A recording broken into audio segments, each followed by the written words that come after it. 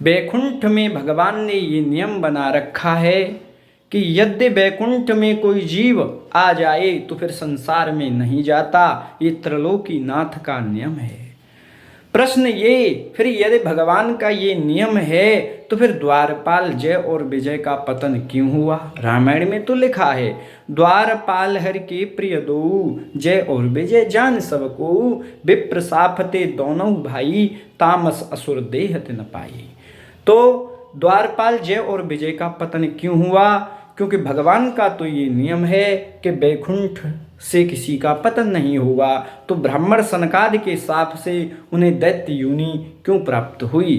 तो देखो, भगवान ने ये भी कहा कि मेरा वचन सत्य है।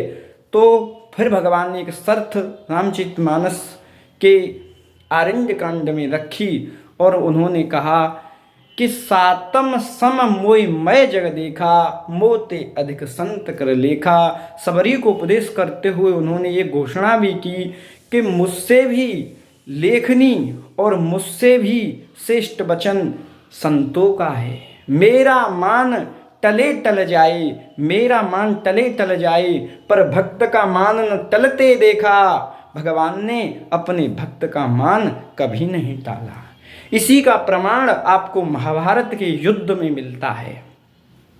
जब भीष्म पितामह ने सुना कि भगवान श्री कृष्ण ने ये प्रतिज्ञा की है कि वो शस्त्र नहीं उठाएंगे, तब ही आवेश में आकर भीष्म पितामह ने भी प्रतिज्ञा की कि मैंने यदि भगवान से शस्त्र न उठाया तो मैं जननी गंगा को सुत न कहाऊं, जो हरिसन शस्त्र न कहाऊं।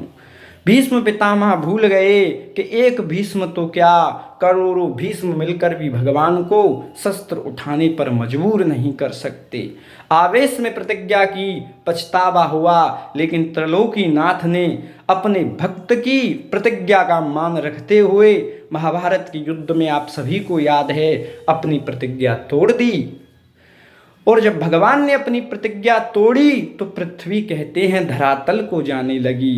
तो भगवान का पटका गिरा और पृथ्वी को सांत्वना देते हुए बोला, देवी तुम्हें डरने की कोई बात नहीं है, भगवान ने भक्त के लिए अपनी प्रतिज्ञा तोड़ी है। तो भगवान भक्त बत्सल है, अपना मान टले टल जाए पर भक्त का मान न टलने दिया। तो क्यों न हम ऐसे प्रभु की शरण चले जाएं।